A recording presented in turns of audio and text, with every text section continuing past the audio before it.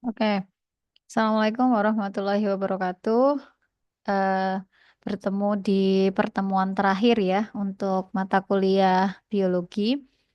Sebenarnya untuk mata kuliah atau untuk pertemuan ini saya hanya eh, apa ya, melengkapi apa yang dipresentasikan oleh teman-teman kemarin ya. Jadi kemarin kan sudah semuanya sudah presentasi ya. Ada dua bab yang kita bahas bersama, mulai dari evolusi, teori evolusi sampai kepada bioteknologi ya.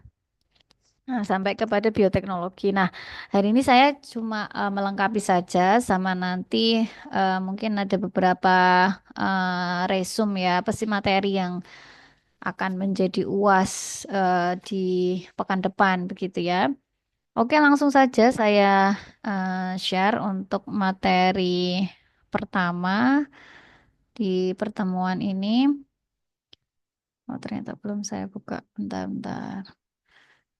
Untuk materi yang pertama, saya akan mengulas sedikit saja karena sebenarnya kemarin sudah dibahas ya tentang teori evolusi. Cuma apa namanya? Ini mungkin melengkapi.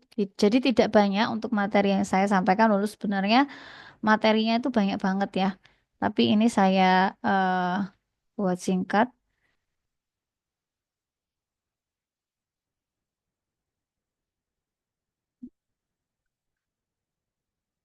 Oke, sudah muncul di tampilan teman-teman.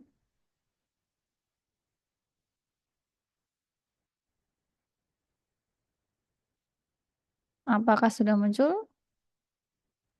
Sudah, Bu, sudah. Muncul ya. Oke. Saya mulai untuk materi tentang evolusi ya.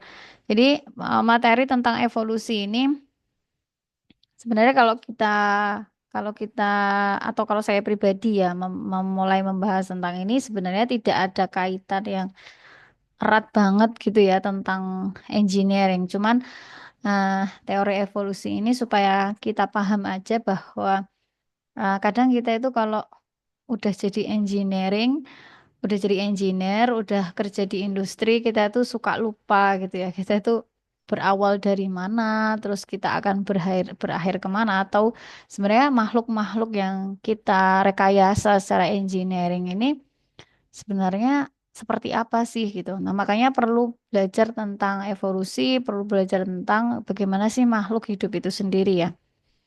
Nah, ini adalah yang pertama untuk apa namanya?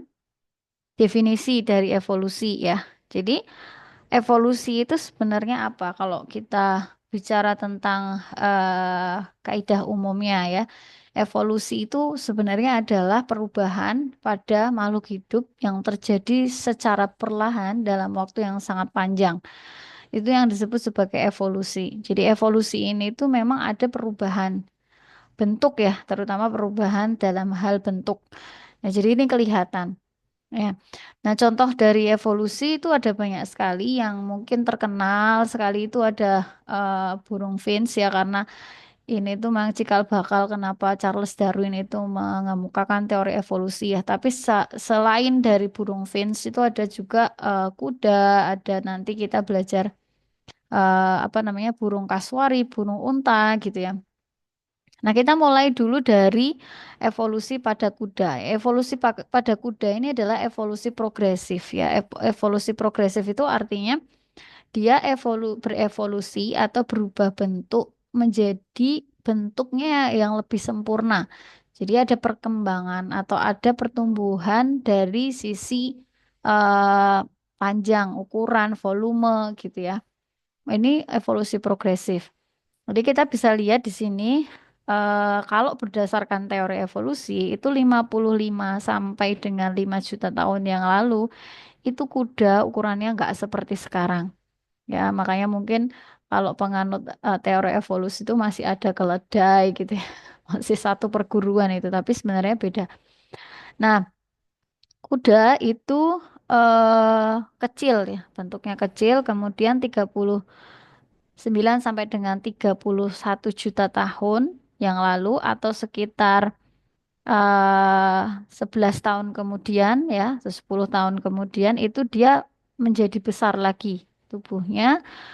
Kemudian sekitar 10 sampai 20 tahun kemudian dia lebih besar lagi. Nah, kuda yang sekarang itu adalah kuda dari 2 juta tahun yang lalu ya, evolusi kuda terakhir yang mulai terbentuk sekitar 2 juta tahun yang lalu.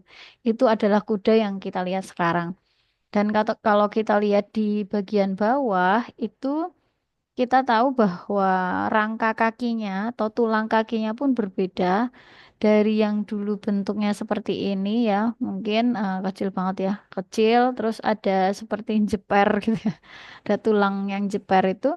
Nah, sekarang tulang itu menjadi nggak ada dan dia lebih panjang.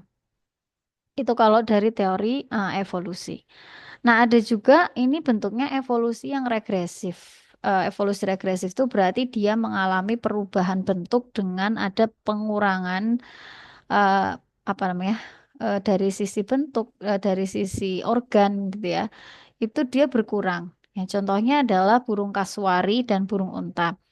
Kalau dari teori evolusi, burung kasuari dan burung unta itu dulu punya sayap gitu ya. Dia punya sayap, tetapi karena makanannya itu tidak mengharuskan dia untuk terbang sehingga sayap itu nggak pernah dipakai. Intinya begitu. Nah, kemudian karena sayap itu ya sudah tidak pernah dipakai, jadi dia tidak bisa terbang. Ya, jadi tidak bisa terbang dan jadilah dia kemudian setelah bertahun-tahun menjadi seperti burung kasuari. Jadi dia sayapnya emang nggak bisa buat terbang. Tapi sebenarnya ada tulang yang dia mengarah ke untuk sayap gitu di kanan dan kirinya. Makanya kan dia masih disebut sebagai apa namanya family-nya itu masih burung ya, masih burung. Jadi burung kasuari dan burung unta, bukan kalau ayam itu kan kita sebutnya sebagai apa ya? Kalau ayam itu kita sebutnya sebagai apa tuh? Ada yang tahu Unggas, nggak? Bu. Unggas ya, kita sebut sebagai unggas. Kenapa nggak unggas kasuari gitu ya, atau unggas unta ya? Tapi kita sebut sebagai burung. Karena memang secara spesies atau secara struktur tulangnya dia masih seperti burung yang punya sayap. Gitu ya. Itu adalah evolusi regresif. Jadi intinya evolusi itu ada perubahan bentuk. Nah, ketika kita bicara tentang evolusi, kita lihat dulu bahwa sebelum ada teori evolusi yang disebutkan oleh Charles Darwin, itu ada beberapa teori yang sudah pernah berkembang. Yang kita eh, apa ya kita pisahkan ke dalam teori evolusi Darwin dan nanti baru teori evolusi Darwin gitu ya. Nah di teori evolusi pra-Darwin itu kita lihat ada beberapa teori. Yang pertama itu ada teori abiogenesis. Kalau kita bilang teori sama ya kita kalau dari sisi sains ya dari sisi em, akademisi itu beda ya antara teori, kemudian hipotesis sama hukum. Itu beda. Kayak misal hukum gravitasi. Kenapa nggak kita bilang sebagai teori gravitasi? Ya, kemudian ini misalnya teori evolusi. Kenapa nggak kita bilang sebagai hukum evolusi? Karena kalau masih teori, teori itu pada dasarnya adalah dasar ya, dasar kita melihat suatu fenomena tertentu itu sebenarnya apa sih? Nah, itu teori.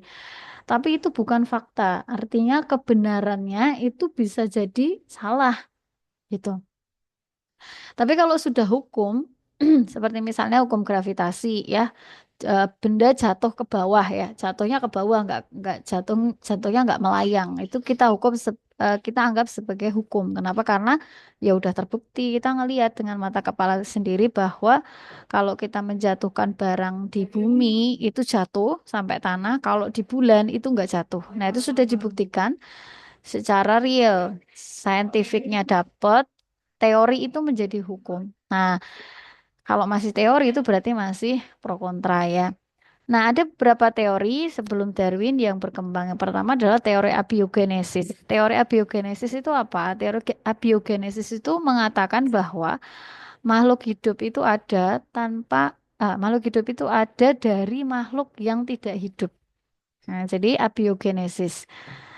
Di situ sudah saya jelaskan, teori ini menyatakan makhluk hidup itu berasal dari makhluk yang tidak hidup atau kejadian makhluk hidup itu bisa terjadi secara spontan. Diistilahkan sebagai generatio spontanae.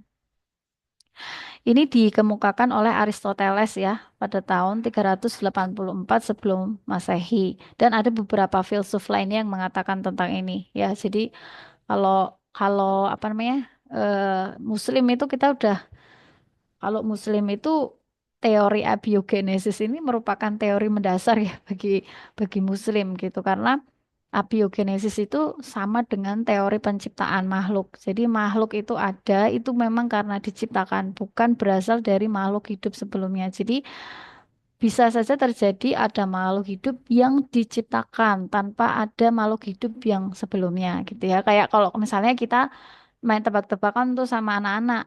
Duluan mana, telur apa ayam gitu. Jawabannya apa tuh? Jawabannya ya tergantung kita ngomongnya duluan mana. Kalau kita ngomongnya duluan telur ya berarti duluan telur. Kalau duluan ayam ya duluan ayam gitu. Nah, contoh dari apa maksudnya penerapan dari abiogenesis ini mereka lihat dari mana? Contoh di sini ada kasus belatung pada roti. Jadi waktu itu termasuk Aristoteles itu melihat roti yang ada di meja itu lama-lama membusuk kok tiba-tiba ada belatungnya. Nggak cuma roti, itu juga ada makanan-makanan lain seperti misalnya ayam atau daging-dagingan, telur dan lain-lain. Kok bisa ya ada belatungnya? Padahal nggak ada makhluk hidup di situ, kok bisa ada belatung? Nah, kemudian pendapat dari Anthony van Leeuwenhoek. Jadi ini pada abad 17 setelah Aristoteles. Jadi dia itu penasaran juga. Emangnya benar ya apa yang dikatakan oleh Aristoteles itu. Kemudian dia melihat waktu itu air hujan dan juga air jerami. Air hujan yang dia lihat itu apa ya namanya? eh masuk atau tertampung pada tempat tertentu dan juga air jerami. Air jerami itu kan berarti si padinya udah mati ya, udah kita pangkas gitu kan, udah nggak hidup lagi. Lama-kelamaan kok dia melihat ada mikroorganisme yang terbentuk seperti jentik-jentik ya apa sih kayak uget-uget gitulah kalau bahasa saya ya, seperti uget-uget. Waktu itu dia menggunakan mikroskop karena beliau itu menemukan bahkan waktu matanya belum bisa melihat ada organisme itu yang besar dalam skala mikroskop dia sudah tahu itu ada mikroorganisme yang hidup gitu. Nah, dia terus jadi mikir, itu mikroorganismenya dari mana ya? Kan padahal nggak ada makhluk di situ, nggak ada ikan, nggak ada katak, nggak ada apa-apa, hanya air hujan yang tertampung. Kok bisa ada makhluk? Nah, kemudian pendapat yang ketiga itu atau percobaan yang ketiga itu pendapat dari Needham, John Turberville Needham. Jadi dia tuh menggunakan emang sengaja percobaan ya. Dia menggunakan air kaldu. Jadi di situ sudah ada sel-sel dari protein hewani yang emang dia rebus. Nah setelah itu air rebusannya dia biarkan. Tapi lama-kelamaan kok air rebusannya itu jadi busuk. Terus setelah busuk kok menjadi makhluk. Nah makhluk ini tuh berasal dari mana? Kok bisa gitu. Nah, dari sini kemudian timbullah ada teori yang namanya teori abiogenesis, yaitu bisa loh makhluk hidup tertentu itu muncul dengan bentuknya sendiri itu tanpa adanya makhluk hidup yang lain. Nah, kemudian setelah ada teori abiogenesis itu ada teori biogenesis. Nah, ini mulai muncul ilmuwan-ilmuwan yang mulai nggak sepakat nih dengan teori abiogenesis. Jadi masa iya sih ada makhluk hidup yang nggak ada induknya gitu? Maksudnya gimana kok bisa ada makhluk hidup yang hidup tanpa ada yang menghidup atau melahirkan gitu ya?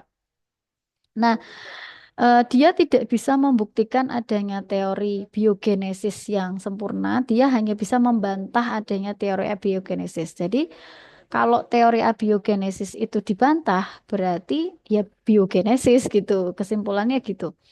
Jadi dalam percobaannya Francisco Redi ini, yang dia tadi nemuin belatung di roti tadi dan daging, dia membantah. Kata si Francisco Redi itu dia bilang, percobaan itu salah katanya kan. Kenapa? Karena mungkin saja ada serangga, insek lah apa itu, bisa lalat, bisa mungkin apa ya, selain lalat ya mungkin ada ulat atau apapun yang kita nggak lihat terus menyentuh makanan itu dan bertelur di situ, kata Francisco Reddy. Kemudian dia melakukan percobaan. Jadi percobaannya dia memasukkan daging ke dalam toples ya. Kemudian daging ini dibiarkan, tapi toplesnya diberi perlakuan. Toples yang pertama itu dia buka, toples yang kedua itu dia tutup rapat. Ini yang di sini ditutup rapat, dibiarkan terbuka, dan yang ketiga itu diberi kain kasa. Kain kasa itu buat apa? Kain kasa itu maksudnya biar ada udara yang masuk, tetapi apa namanya, lalat atau hewan insek apapun tuh yang agak besar itu tidak bisa kena ke dagingnya, gitu. Dari percobaannya Francisco Reddy ini diperoleh hasil bahwa si daging yang ditutup rapat itu membusuk tapi nggak ada belatungnya, gitu. Jadi tutup rapat itu busuk tapi nggak ada belatungnya. Kemudian yang kedua, yang dibuka lebar itu cepet banget ada belatung ya di dalamnya, di atas daging. Dan yang ketiga, dia melihat bahwa yang ditutup kain kasa itu ada belatungnya, tapi belatungnya itu di kasa, bukan di dagingnya, gitu. Nah, pasti ada lalat atau apalah itu yang saya, ya kita tidak tahu apakah benar atau enggak, tapi begitulah kata Francesco Reddy. Jadi sebenarnya kata Francesco Reddy, belatung yang ditemukan pada daging itu bukan muncul secara tiba-tiba, tapi memang ada serangga yang bertelur di situ sehingga apa namanya?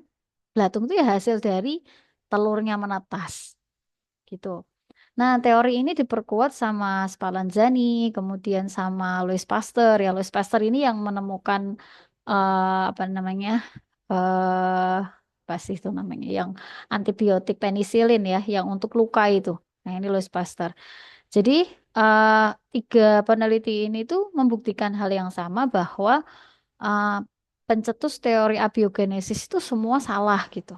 Karena ini dasarnya kaldu juga yang Spallanzani sama Louis Pasteur. Jadi ini kaldunya itu yang satu ditutup, yang satunya dibuka, yang satunya dikasih ini leher angsa gitu ya. Yang intinya adalah ketika dikasih leher angsa itu nanti tidak ada mikroorganisme pada kaldu. Yang ada mikroorganismenya itu terperangkap di dalam leher angsanya atau di ujung leher angsa. Jadi sebenarnya mikroorganismenya itu tidak berasal dari si kaldu itu, tapi emang ada bakteri atau entah hewan apa namanya yang itu terbawa udara dan itu masuk dan kemudian berkembang biak.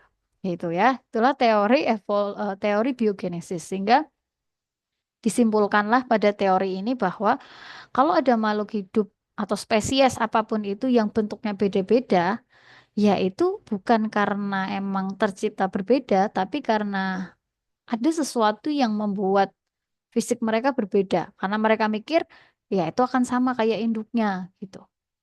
Nah, kemudian ada berkembang lagi teori evolusi kimia, teori dari prokariotik ke eukariotik. Yang intinya sebenarnya teori-teori ini tuh mengungkapkan bahwa hmm, adanya makhluk itu karena makhluk sebelumnya, makhluk hidup sebelumnya. Tapi dari semua apa namanya teori ini itu tidak ada yang bisa membuktikan apa makhluk asal yang paling dulu tercipta, yang sebelumnya itu nggak ada makhluknya gitu. Intinya begitu ya. Jadi kalau yang teori dari laut ke darat itu di situ sudah mulai disimpulkan dari prokariot ke eukariot itu bahwa kalau prokariot ke eukariot itu kan sel yang tidak punya membran inti ya. Prokariot itu kan sel yang tidak punya membran inti. Sedangkan eukariot itu sel yang punya membran inti. Jadi kalau prokariot itu kayak amuba gitu lah. Nah, kalau di sel kita semua eukariotik. Nah, eukariotik itu berasal dari prokariotik. Lah, prokariotik itu asalnya dari mana? Nah, itu kan nggak bisa nemu tuh ahlinya. Terus kemudian ada penelitian lagi. Oh, ketemulah. prokariot itu berasal dari laut, kata mereka. Nah, terus prokariot yang berasal dari laut itu berasal dari mana? Nah, itu yang kemudian akhirnya mereka tidak bisa menemukan atau teori eh, perbedaan antara teori penciptaan dan teori evolusi itu menjadi sesuatu yang kabur lagi. Sampai akhirnya kemudian ada teori evolusi Lamarck. Teori evolusi Lamarck ini sebenarnya adalah teori evolusi eh, kakaknya si Charles Darwin. Ya, sebenarnya di teori evolusi Lamarck ini dia sudah mengidentifikasi jerapah ya. Jerapah itu gimana teori evolusinya? Mungkin ada yang udah tahu. Teori evolusi jerapah itu jerapah dulu seperti apa? Ada yang udah pernah baca? Jerapah dulu lehernya panjang, terus karena apa? Apa Bu itu namanya perkembangan evolusi menyesuaikan dengan perkembangan zaman. Kebalik. Gimana berarti? Jerapah tuh dulu lehernya pendek, tapi karena dia makannya daunan yang tinggi, terus Mm-mm, karena evolusi juga mm-mm. lehernya bisa jadi panjang. Kalau menurut saya begitu. Oke, ya betul ya. Jadi kalau menurut teori evolusi Lamarck, eh, jerapah itu dulu semua itu lehernya pendek. Sampai kemudian akhirnya dia itu memakan dedaunan pada pohon-pohon yang tinggi. Karena apa? Karena lahan atau tempat si jerapah mencari makan itu sudah nggak ada lagi daun-daunan yang berada di bawah alias hidup di daerah yang gersang ya mirip-mirip seperti gurun semi-semi gurun jadi adanya tuh pohon-pohon yang tinggi-tinggi daunnya juga di atas sehingga mereka berusaha untuk makan daun-daunan yang di atas akhirnya itu mempengaruhi panjang leher mereka sampai akhirnya mereka keturunannya tuh semua lehernya panjang-panjang itu teori evolusi Lamarck. Ya, sampai kemudian lahirlah yang namanya teori evolusi Darwin. Nah, teori evolusi Darwin itu sebenarnya intinya apa sih gitu. Sebenarnya intinya itu bukan perubahan bentuk saja kalau teori evolusi Darwin. Kita kenal banget judul bukunya yang sangat masyhur itu adalah The Origin of Species. Jadi di situ tuh Darwin itu bilang bahwa semua makhluk hidup yang ada di bumi tanpa terkecuali itu merupakan hasil keturunan dari nenek moyang yang sama dan mengalami modifikasi karena lingkungan, termasuk manusia. Itu dibilang dari kera, nanti kera itu kalau dirunut itu dari mana? Dari sebelum kera itu apa gitu ya.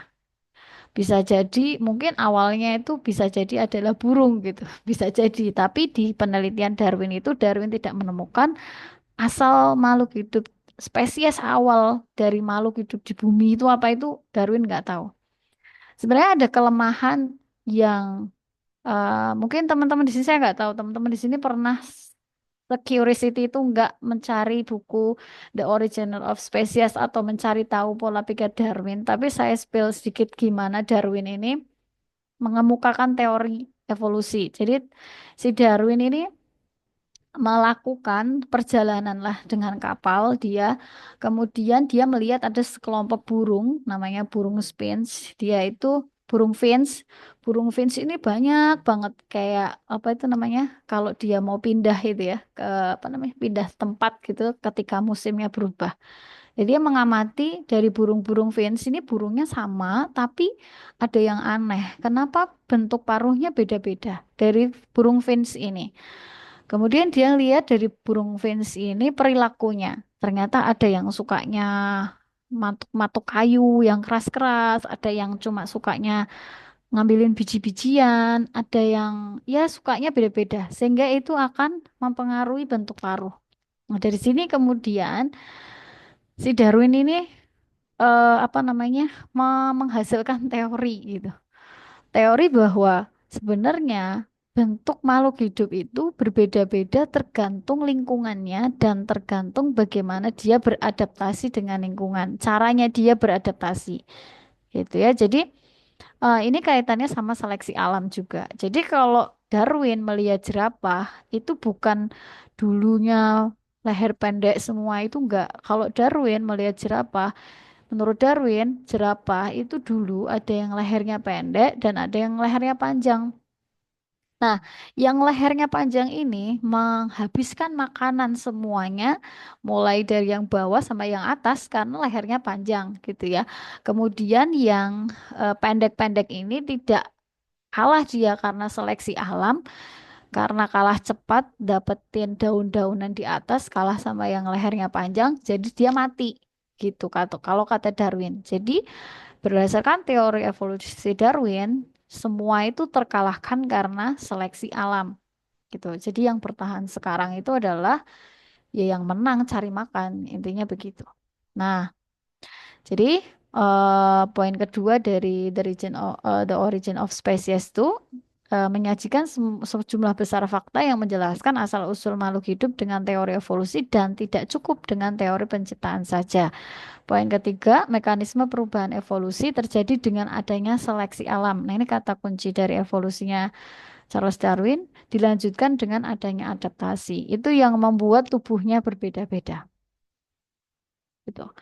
Nah, ini sedikit saya kaitkan ya sama Islam karena kebetulan angkatan ini kayaknya Muslim semua ya. Tapi kalau nggak Muslim semua sih nggak apa-apa. Nah, kita coba kaji dari sudut pandang Islam ya, gimana sih Islam memandang teori evolusi. Tuh. Kalau Islam itu bukan teori evolusi yang dipakai, tapi adalah teori penciptaan ya. Jadi ada beberapa ayat yang menyatakan bahwa em, apa tadi? Ya Allah menciptakan gitu. Kalau tentang air ya kalau tadi kita lihat apa namanya? Percobaannya berhubungan dengan air kaldu, air hujan dan lain. Kita bisa lihat Al-Anbiya ayat 30. Yesus Allah bilang, apakah orang-orang kafir tidak mengetahui bahwa langit dan bumi keduanya dahulu menyatu, kemudian kami memisahkan keduanya dan kami menjadikan segala sesuatu yang hidup berasal dari air, maka tidakkah mereka beriman? Jadi di dalam ayat ini sebenarnya mungkin secara ayat ya karena kita manusia itu harus melakukan serangkaian percobaan ya untuk membuktikan ayat-ayat Al-Qur'an. Jadi di ayat ini kita tahu bahwa makhluk hidup itu sebenarnya hidup itu dari air. Sumber utamanya itu air. Makanya mereka bisa hidup. Itu. Jadi nggak ada yang nggak mungkin kalau dari air itu sendiri lalu tumbuh makhluk gitu. Kemudian Allah menciptakan semua jenis hewan dari air. Sebagian berjalan dengan perutnya, sebagian berjalan dengan dua kaki, dan sebagian yang lain berjalan dengan empat kaki. Allah menciptakan apa yang Dia kehendaki, sesungguhnya Allah Maha Kuasa atas segala sesuatu. Dari sini kita juga belajar bahwa sebenarnya penciptaan hewan dari air itu bukan sesuatu yang mustahil. Jadi teori biogenesis itu juga bisa tertolak ya karena buktinya mereka itu juga nggak tahu kalau dirunut lagi ini asalnya dari mana? Oke, ini dari inilah. Yang ujung paling ujung itu asalnya dari mana? Itu kan mereka juga tidak tahu. Sehingga teori biogenesis itu hanya bisa menolak teori abiogenesis, tapi mereka sendiri nggak bisa membuktikan bahwa biogenesis itu memang satu-satunya teori, gitu ya. Oke, ini apa namanya materi yang pertama ya untuk evolusi. Dari sini mungkin ada yang ditanyakan sebelum saya ke materi kedua tentang bioteknologi. Kayaknya aman ya. Aman? Bisa lanjut? Aman, Halo? Bu. Aman. Oke, ini yang hidup kok kayaknya cuma Yusuf aja, yang lainnya kemana ini? Oke, saya sedikit lanjut ke biokimia. Bentar, slide-nya yang mana? Tunggu sebentar.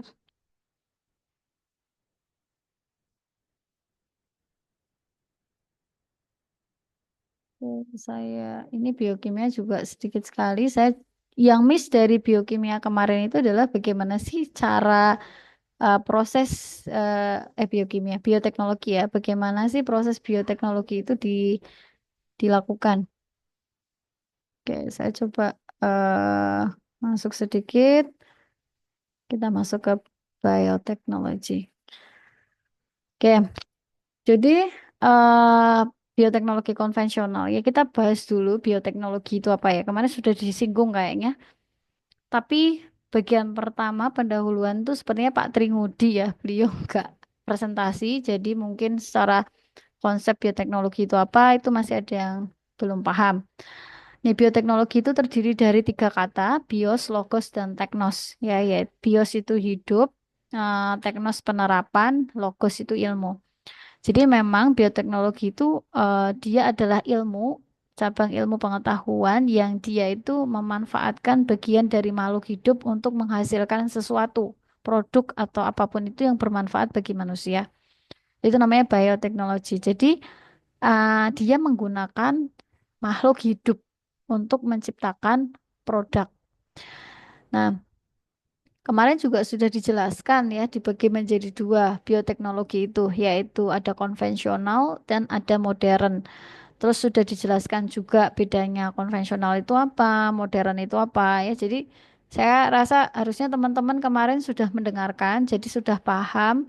Besok ketika UAS saya beri pertanyaan tentang itu bisa tahu jawabannya juga gitu ya, karena saya nggak nge-share materi dari teman-teman.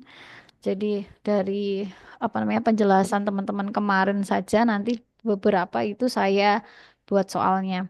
Ya, jadi untuk yang konvensional bedanya apa? Kalau konvensional tuh memang kita memanfaatkan bakteri secara langsung atau mikroorganisme kita pakai secara langsung kepada target objek kita yang mau kita buat.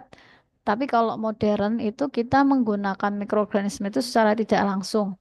Ya, pada media tertentu dengan teknologi tertentu sehingga itu nanti bisa dipakai untuk bikin produk yang kita mau. Itu namanya modern ya. Sudah dijelaskan juga kemarin caranya rumit, butuh ilmu yang tingkat tinggi gitu ya.